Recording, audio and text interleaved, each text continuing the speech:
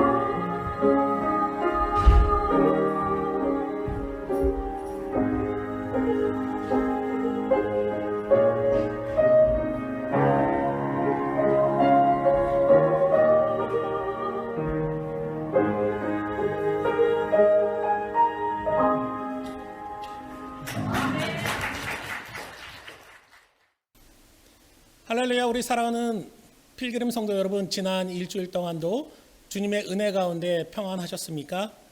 오늘 여러분과 함께 나눌 말씀은 마가복음 4장 30절부터 32절 말씀입니다. 제가 가진 성경으로는 신약성경 58쪽에 나와 있습니다. 제가 봉독해 드리도록 하겠습니다. 예수님께서 말씀하셨습니다. 하나님 나라를 무엇에 빗댈 수 있을까? 무슨 비유로 설명을 할까? 하나님 나라는 겨자씨와 같다. 겨자씨를 밭에 심을 때는 밭에 심는 씨앗 중에서 가장 작다. 그러나 심긴 후에는 그 어떤 밭작물보다 더 크게 자란다. 커다란 가지를 내어 하늘의 새들이 그 그늘에 둥지를 틀 정도가 된다. 아멘.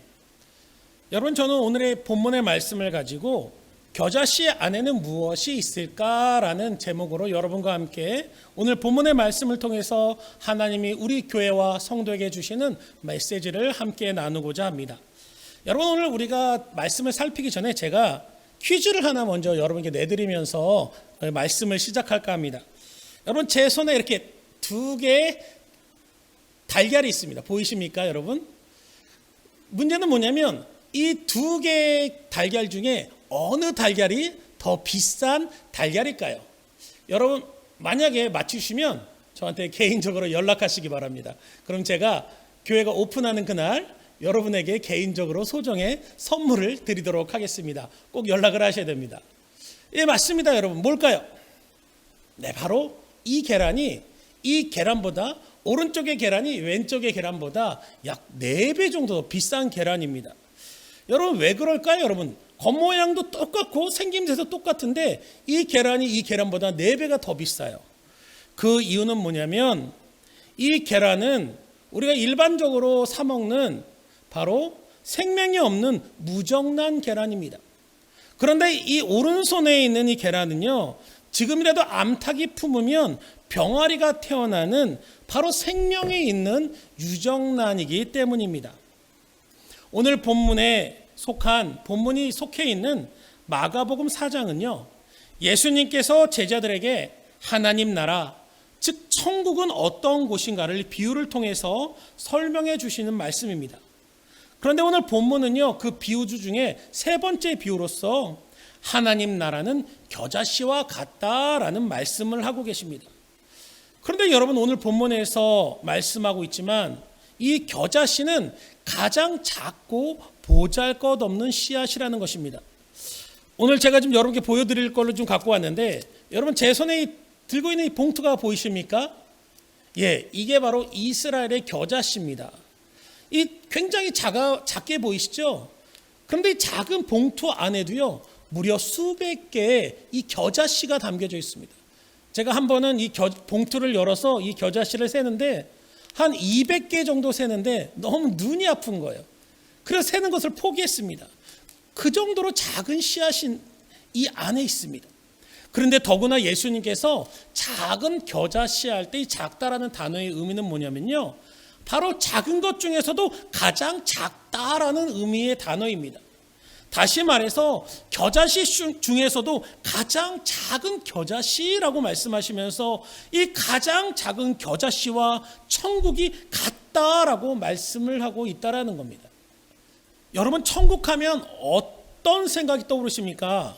천국을 보니까요, 여러분 요한계시록 21장을 보니까 천국은 하나님의 영광의 광채가 빛나고 귀한 보석과 수정으로 밝게 빛나고 12대문이 있는 큰 벽에는 순금과 홍보석과 황옥과 홍마나와 같은 각종 보석들로 장식이 되어 있다고 말씀하고 있어요.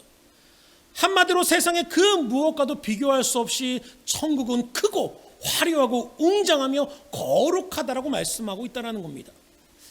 그런데 예수님께서 이처럼 거대하고 웅장하고 거룩한 천국을 가장 작고 작은 겨자씨와 같다라고 말씀하고 있다는 것입니다. 여러분, 그렇다면 왜 예수님께서는 이 작은 겨자씨를 천국과 같다라고 말씀을 하고 계실까요? 그 이유는 바로 이 겨자씨 안에는 생명이 있기 때문이라는 것입니다. 우리가 사진을 한번 볼까요? 제가 2장의 사진을 준비했습니다. 한번 보겠습니다. 여러분, 이 사진을 보면 우리는 생명의 위대함 앞에 경외감을 느낄 수가 있습니다. 작은 씨앗이 하필이면 바위 틈 사이에 떨어졌습니다. 그런데 어떻습니까?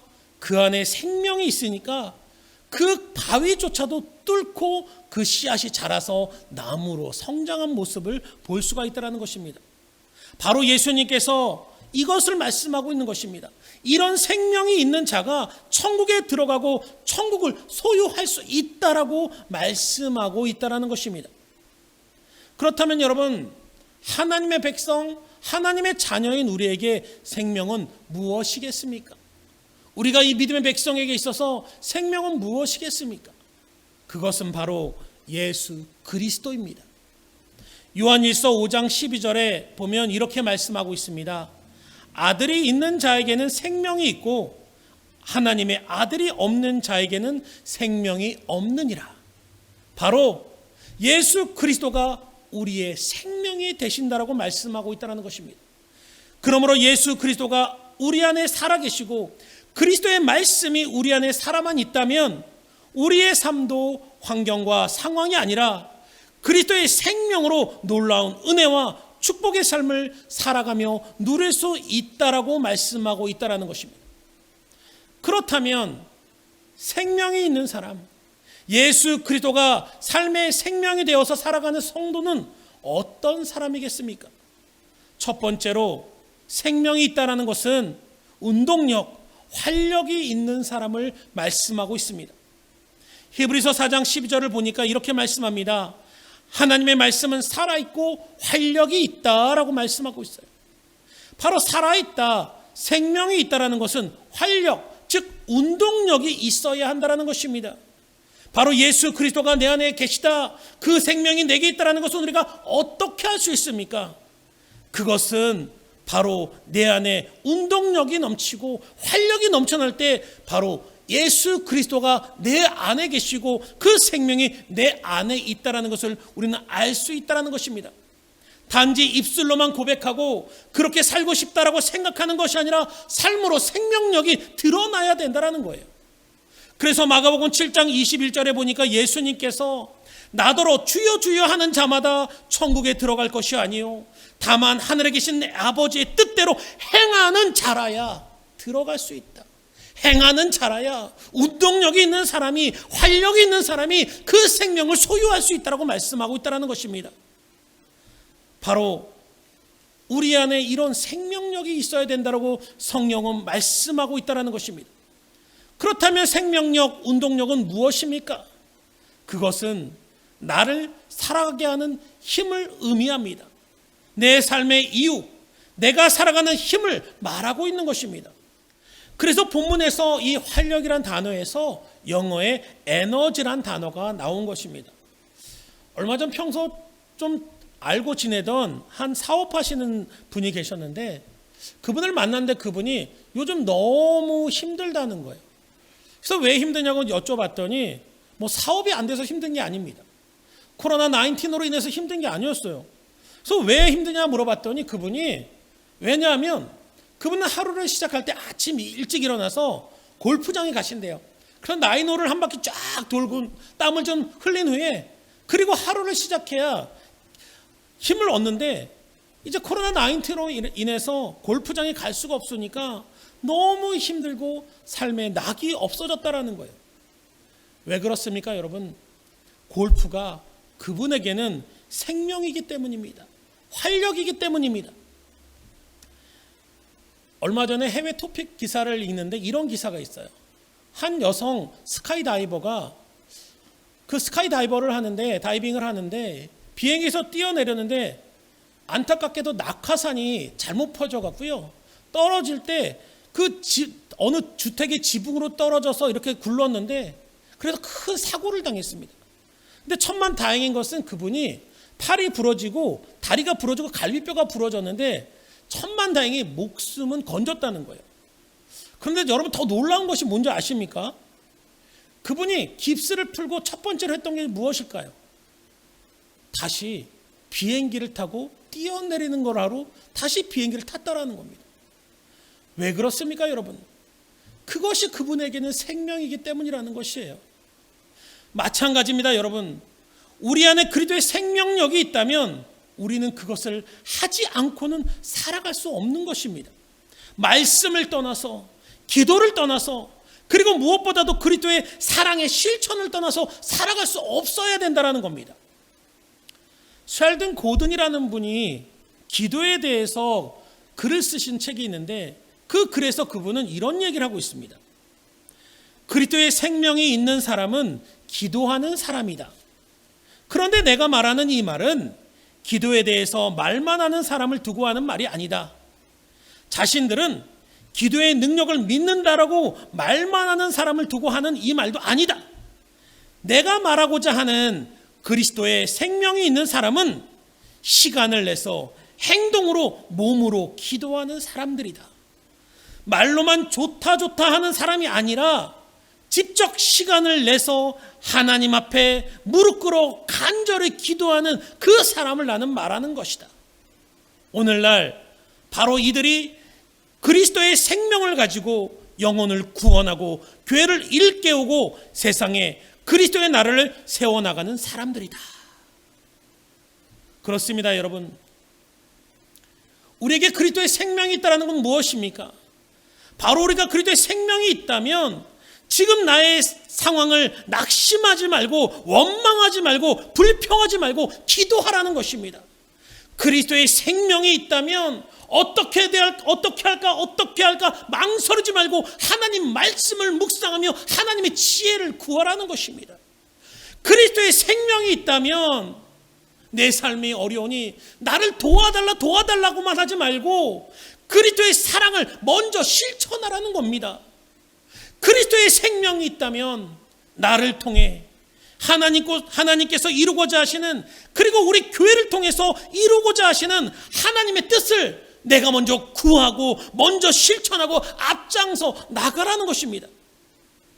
그것이 바로 그리스도의 생명의 활력, 운동력이며 그 안에 그리스도의 생명이 살아있다라는 증거라고 성경은 말씀하고 있다는 것입니다.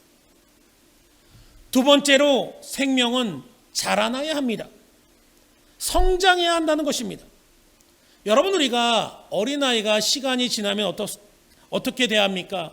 시간이 지나면 그 아이가 성장을 하고 자라고 어른이 되어야 하는 것입니다.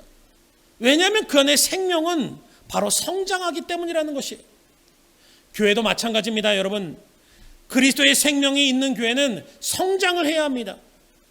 그 성장은 두 가지 성장이 다 일어나야 됩니다. 성도들이 성숙해지는 질적 성장도 이루어질 뿐만 아니라 교회가 양쪽으로도 성장하는, 부흥하는 양적 성장도 이루어지는 교회가 생명이 있는 교회라는 거예요. 우리가 사도행전을 보면요, 성령의 역사가 뜨겁게 일어납니다. 그리고 그리스도의 생명이 넘쳐나는 교회들을 보면 어떻습니까? 그 교회들은 반드시 성장하고 부흥하는 것을 우리가 볼 수 있다는 겁니다. 그래서 사도행전에 하나님의 성령의 역사가 일어나고 생명의 역사가 일어나는 곳에 그 마지막 부분을 보세요. 항상 성경은 기록하기를 허다한 무리가 더하여졌더라. 수많은 사람들이 모였다. 교회가 부흥했다. 성장했다라고 말씀하고 있다는 겁니다. 물론 교회는 크기가 중요하지 않습니다. 오늘 겨자씨의 말씀처럼 교회의 규모나 크기가 중요한 것이 아닙니다. 그러나 그리스도의 생명이 있는 성도, 그리스도의 생명이 있는 교회는 자라나고 성장하고 부흥해야 된다고 말씀하고 있다는 겁니다. 성령이 역사하는 교회는 부흥해야 합니다. 왜냐하면 생명은 자라나야 하기 때문입니다.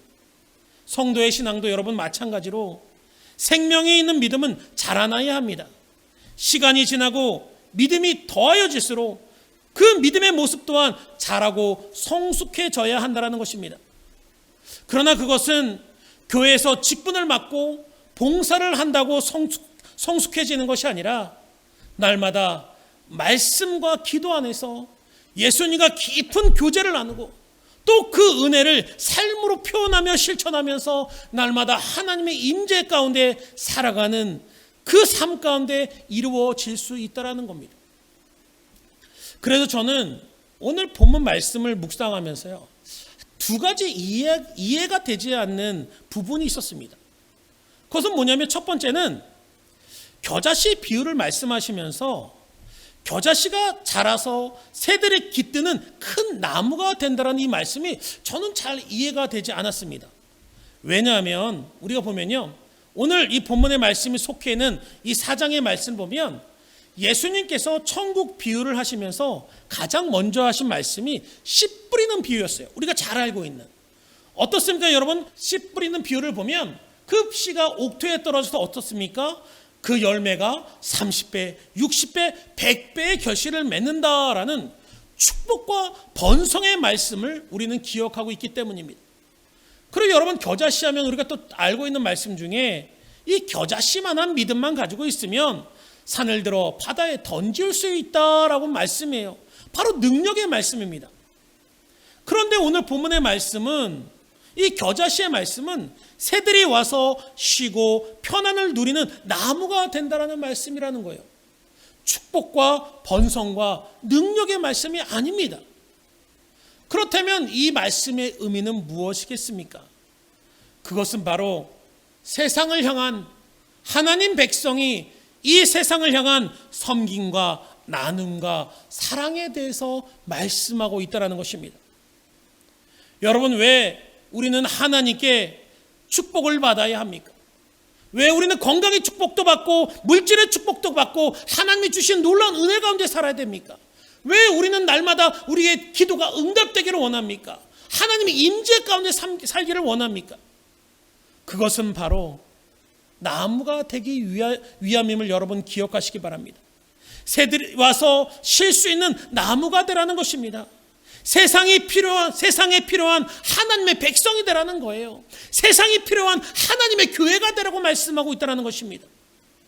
너 혼자 너의 교회만 잘 되고 축복받으라는 것이 아니라 세상을 향해서 필요한 사람이 되고 나를 통해서 그리스도를 만날 수 있는 그 사람과 교회가 되라고 하나님은 우리를 축복하기를 원하신다는 것입니다.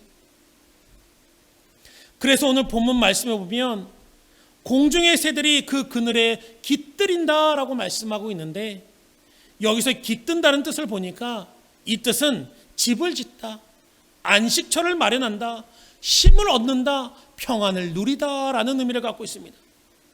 바로 우리 성도가 잘 되고 교회가 부흥해야 되는 이유가 바로 이곳에 있다라는 거예요. 세상에 쉼이 되고 안식처가 되고 평안이 될 수 있어야 된다는 것입니다.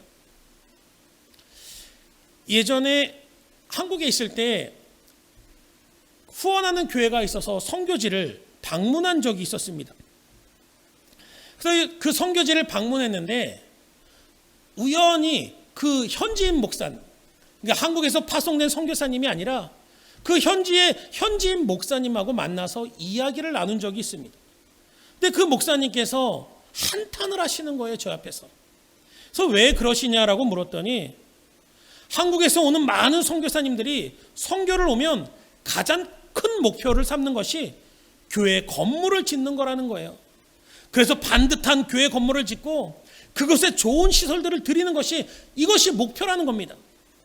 그런데 문제는 그렇게 좋은 시설, 좋은 교회를 지어 놓았는데 정작 그곳에는 가난하고 힘없는 연약한 원주민들이 들어가지 못한다는 거예요. 물론 밖에서, 교회 밖에서는 그들에게, 가난한 자들에게 먹을 것을 나눠주고 옷을 주긴 하는데 정작 교회 건물 안에서는 한국 사람들만이 예배드리고 그 원주민 사람들이, 가난한 자들이 그들이 함께 들어와 예배드리는 것을 거북해하고 싫어한다라는 거예요. 그러면서 그분이 하시는 말씀이, 이 건물은 한국인을 위한 그들만의 건물이지 우리를 위한 하나님의 교회가 아닙니다라는 얘기를 들었습니다.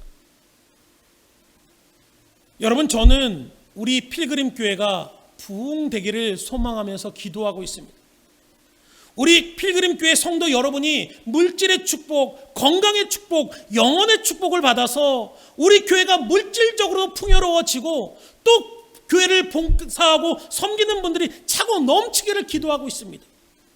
왜냐하면 그것은 우리끼리 잘 지내고 행복하기 위한 것이 아니라 마음껏 하나님 나라를 위해서 우리의 이웃을 섬기고 세상을 섬기고 복음을 전하고 선교를 하는 새들이 와서 쉴 수 있는 나무가 되길 바라기 때문입니다. 왜냐하면 그것이 살아있는 교회이기 때문입니다.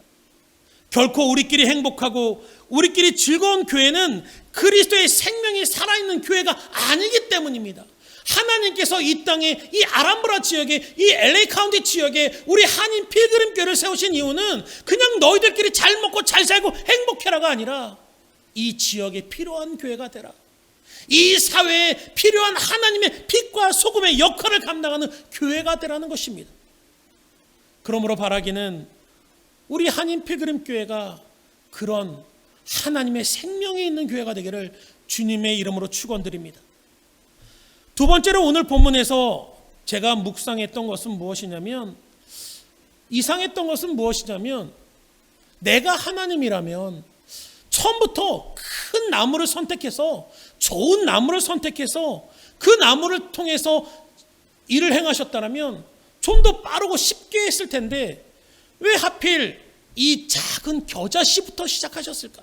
처음부터 잘된 나무, 큰 나무, 아름드리 큰 나무를 선택하셔서 그 나무에 새를 깃들게 하시면 좋을 텐데 왜 이 보잘것없는 이 겨자씨부터 시작하셨을까? 예를 들어서 여러분, 지금 당장 비행기가 있는데 이 비행기를 운전할 조종사를 뽑습니다. 그럼 우리는 어떻습니까, 여러분? 경력도 많고 무사고 경력도 많고 그리고 비행기에서 잘 아는 아주 베테랑을 뽑는 것이, 그것이 맞지 않습니까? 그런데 하나님은요, 비행기에서도 하나도 모르는, 비행기에 대해서 일자 무식인 사람을 선택해서 그 사람을 처음부터 하나하나 가르치신다라는 거예요. 이상하지 않습니까, 여러분? 그 이유가 뭘까요? 그런데 여러분, 우리가 성경을 보면요, 그것이 하나님의 방법이고 섭리라는 것을 우리는 알 수가 있습니다. 우리가 성경을 보면 하나님께서 사용하셨던 수많은 사람들, 그리고 특별히 예수님께서 이 땅 가운데 계실 때 선택했던 12명의 제자를 보세요. 그들은 하나같이 세상에서 겨자씨와 같은 존재였다는 것입니다. 그들은 생선 비린내 나는 갈릴리 촌부였고 아무도 알아주지 않는 무명의 사람들이었습니다. 그런데 예수님은 세상에 성공한 사람들, 똑똑한 사람들, 물질 많이 가진 사람들을 선택해서 그들을 사용하신 것이 아니라 바로 이 겨자씨처럼 보잘것없고 연약한 자를 통해서 하나님의 일을 이루시는 큰 나무를 만들어 나가셨다라는 것입니다. 그래서 저는 이 말씀을 읽으면서 저 개인적으로 큰 은혜를 받았습니다. 아, 하나님도 보잘것없는 나를 사용하시는구나. 하나님께서 연약하지만 생명이 있는 우리 성도들을 사용하시는구나. 하나님께서는 비록 작지만 생명이 있는 우리 필그림 교회를 통해서 하나님의 일을 이뤄 나가시겠구나라는 생각을 했다는 것입니다. 여러분 아멘 하십니까? 그렇습니다. 여러분, 하나님의 뜻은 누가 이룹니까? 여러분, 하나님의 일은 누가 이뤄 나갈 수 있습니까? 돈 많은 사람이 아닙니다. 건강이 있고 지식이 있고 학식이 있고 세상에 잘난 사람이 아니라는 거예요. 그렇다면 하나님의 일은 누가 이룰 수 있습니까? 그것은 바로 단 한 가지, 생명이 있는 사람이라는 것입니다. 한번 따라 하실까요? 생명이 있는 사람이 하나님의 일을 이룬다. 그렇습니다. 여러분, 비록 지금 나의 모습은 작고 보잘것없다 할지라도, 바로 그렇다 할지라도 내 안에 생명만 있다면, 그리스도만 계신다면 우리도 하나님의 뜻을 이루는 큰 나무가 될 수 있다라는 거예요. 그래서 고린도후서 4장 7절부터 10절 말씀을 보니까 이렇게 말씀하고 있어요. 우리가 이 보배를 질그릇 안에 가졌으니 이는 심히 큰 능력은 하나님께 있고 우리에게 있지 아니함을 알게 하려 함이라. 우리가 사방으로 우겨쌈을 당하여도 쌓이지 아니하며 답답한 일을 당하여도 낙심하지 아니하며 박해를 받아도 버림받지 아니하며 거꾸로 트림을 당하여도 망하지 아니하고 우리가 항상 예수의 죽음을 몸에 짊어짐은 예수의 생명이 또한 우리 몸에 나타나게 하려 함이다 라고 말씀하고 있다는 것입니다. 여러분, 보잘것없고 깨지기 쉬운 이 질그릇이 왜 이렇게 존귀하고 큰 능력이 나타나는 그릇이 될 수 있었습니까? 그것은 이 질그릇 자체가 아니라 그 안에 보배가 있기 때문이라고 말씀하고 있다는 거예요.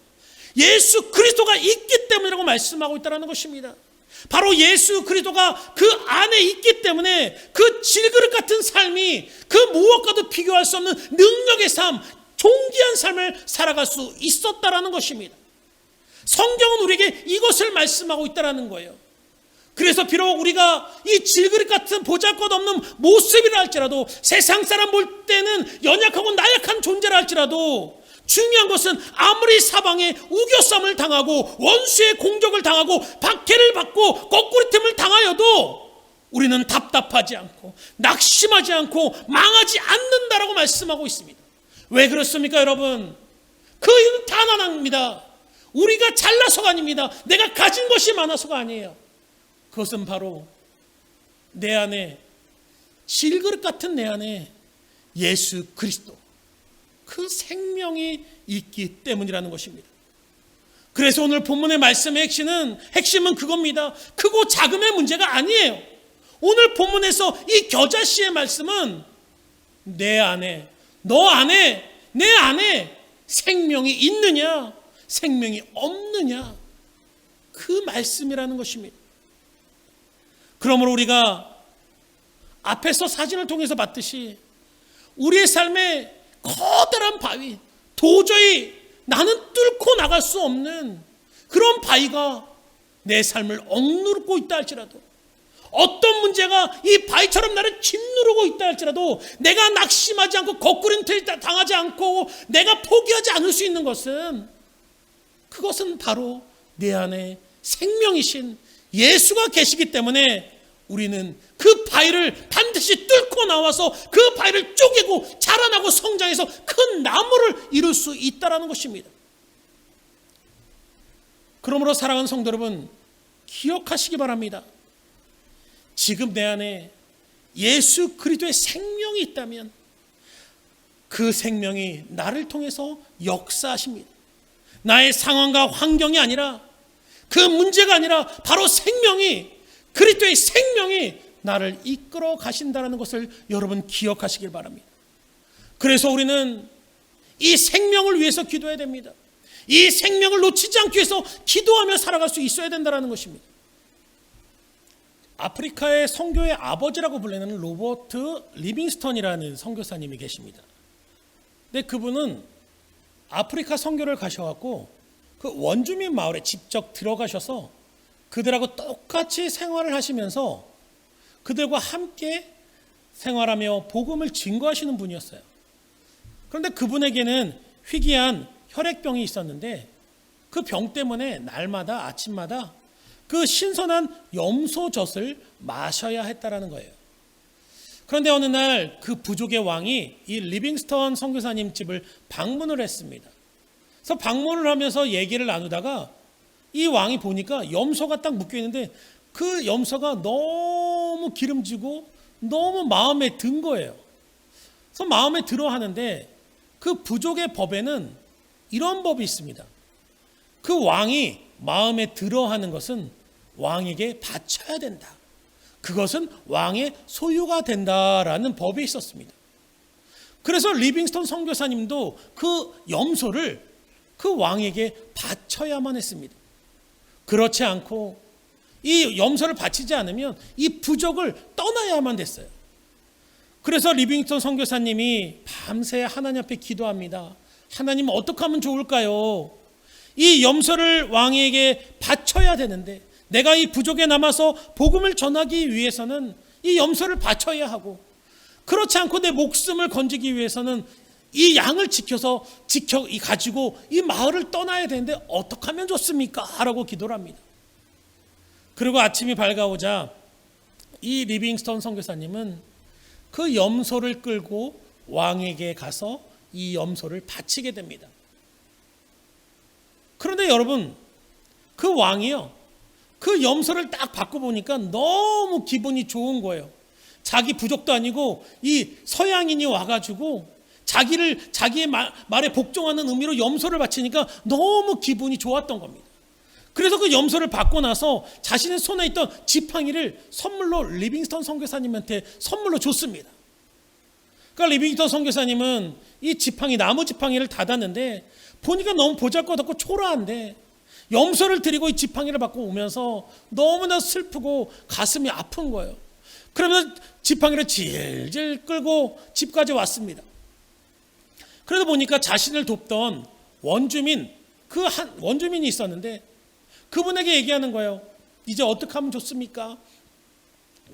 이 염소를 왕에게 드렸는데 이 왕이 지팡이 하나 선물 줬는데 이제 염소젖을 내가 내일부터 마시지 못하면 나는 곧 죽을 텐데 어떻게 하면 좋을까요? 하고 서글퍼합니다.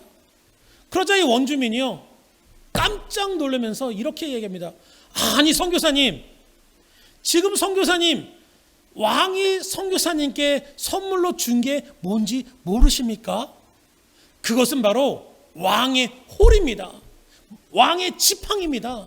그 지팡이를 가지고 있는 모든 어떤 사람이든 그 지팡이를 갖고 있는 사람이 원하는 것은 다 그 부족원이 줘야 됩니다. 그것을 의미합니다. 라는 거예요. 여러분, 그 후에 리빙스턴 선교사님이 어떻게 됐겠습니까? 염소젖을 못 먹어서 돌아가셨을까요? 아니면 계속 선교를 잘하셨을까요? 그래요, 여러분.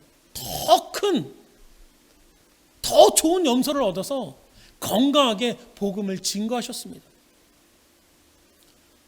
여러분, 저는 이 이야기를 들으면서 우리의 삶도 이와 마찬가지가 아닐까라고 생각해 봤습니다. 우리가 그리스도의 그리스도가 우리 안에 생명으로 살아가신다는 것은 어쩌면 그동안 내가 내 마음대로 누렸던 것을 포기해야 할지도 모릅니다. 시간을 내서 하나님께 기도도 하고 말씀도 읽어야 되고 그리고 봉사도 하고 또 세상을 섬겨야 하고 사랑의 실천도 나타내야 됩니다. 또한 하나님 앞에 그동안 내 마음대로 썼던 그 물질도 하나님 앞에 내려놓을 수도 있어야 된다는 것입니다. 너무나도 세상적으로 올 때 힘들고 어려울 수도 있다는 거예요.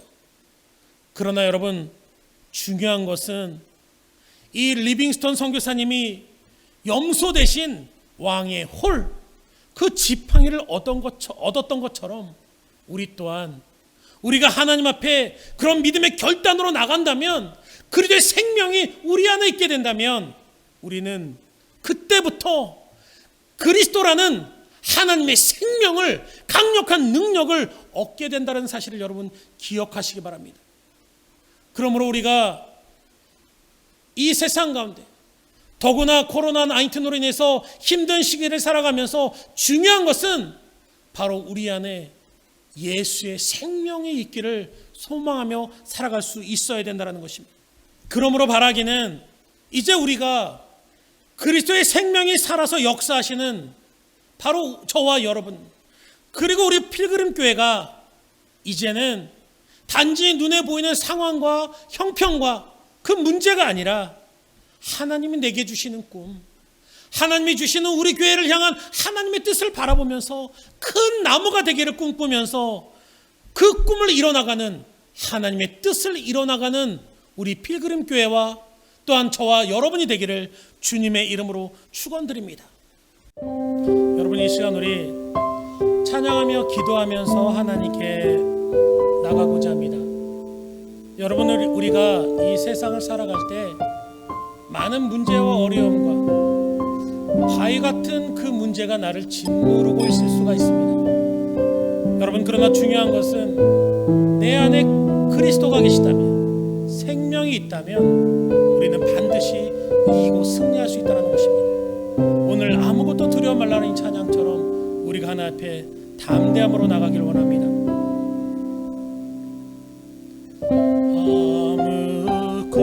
아무것도 두려워 말라. 주 나의 하나님이 지켜주시네. 놀라지 마라. 겁내지 마라. 주님 나를 지켜주시네. 아무것도 두려워 말라. 아무것도 두려워 말라. 주 나의 하나님이 지켜주시네. 놀라지 마라. 겁내지 마라. 주님 나를 지켜주시네.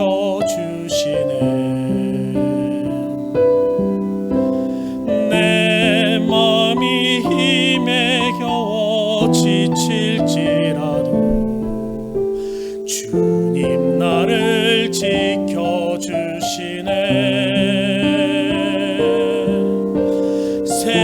세상의 험한 풍파 몰아칠 때도 주님 나를 지켜주시네.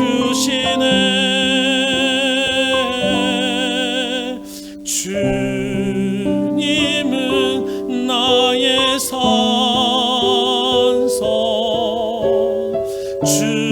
주님은 나의 요새,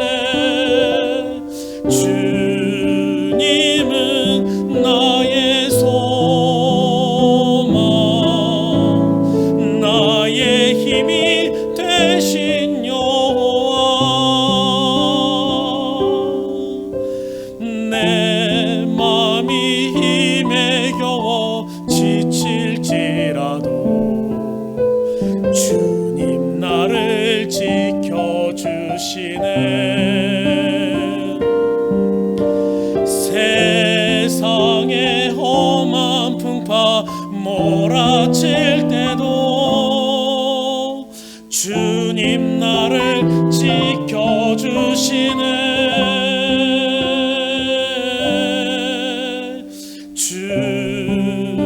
주님은 나의 산성, 주님은 나의 요새, 주님은 나의 소망, 나의 힘이 되신 여호와. 여러분, 우리 시간 우리 기도하며 나갑시다. 그렇습니다. 주님, 우리가 이 땅 가운데 살아갈 때 오직 그리스도의 생명만 우리 안에 있게 해달라고, 이 시간 우리 간절한 마음으로 하나님께 기도하며 나가겠습니다. 기도하겠습니다. 하나님, 그렇습니다. 우리 안에 그리스도의 생명이 있길 원합니다. 주님, 우리가 이 땅을 살아갈 때 너무나 연약합니다. 부족합니다. 이 겨자씨와 같이 하나님 볼품이 없습니다. 그러나 주님, 우리 안에 그리스도의 생명이 있게 하셔서 하나님의 능력 안에 살아갈 수 있도록 하나님 역사하시고 인도하여 주시옵소서. 하나님만을 바라보면서 그 은혜 가운데 하나님 생명을 가지고 살아갈 수 있어서 하나님, 우리가 반드시 하나님의 큰 나무가 될 수 있도록 하나님 역사하시고 인도하여 주시옵소서. 사랑의 하나님, 감사를 드립니다. 부족하고 연약한 우리를 사랑하여 주셔서 하나님, 비록 세상적으로는 우리가 겨자씨와 같이 보잘것없고 연약하고 작고 작은 존재이지만, 그러나 하나님, 이 연약한 우리에게도 그리스도, 바로 그 생명이 있게 하여 주심을 감사를 드립니다. 하나님, 우리가 우리 안에 그리스도의 생명이 있음을 기억하게 하시고, 하나님, 우리가 그 생명으로 이 땅 가운데 승리하며 살아갈 수 있도록 하나님 인도하여 주시옵소서. 그래서 하나님, 그 겨자씨가 자라서 큰 나무를 이루는 것처럼 우리 또한 우리 안에 계시는 예수 그리스도의 생명을 통해서 하나님, 세상에 빛과 소금이 되고 하나님의 뜻을 이루는 하나님의 능력의 사람이 될 수 있도록, 우리 필그림교회가 될 수 있도록 하나님 역사하시고 인도하여 주시옵소서. 이 시간 우리 사랑하는 성도들, 그 삶을 돌아보시고 그 삶과 범사에 하나님 필요한 것들을 공급하여 주시며, 또한 질병들을 치료하여 주시며 하나님의 은혜를 부어주시되, 하나님, 그리스도의 생명이 그 무엇보다도 우리에게 임재하게 하여 주셔서 그 생명을 가지고 살아갈 수 있는 우리 모두가 될 수 있도록 인도하여 주시옵소서. 감사와 영광을 돌리며 예수님의 이름으로 기도합니다. 아멘. 이제는 우리 주 예수 그리스도의 은혜와 하나님의 놀라우신 사랑하심과 성령님의 내주 교통 인도하심이, 비록 지금 나의 모습은 겨자씨와 같다 할지라도 그 안에 생명이 있어서 그리스도가 계셔서 하나님의 비전을 꿈꾸고 하나님의 뜻과 하나님의 계획을 이루기 원하는 우리 사랑하는 모든 성도들 머리 위에 이제부터 영원토록 함께 있을지어다. 아멘.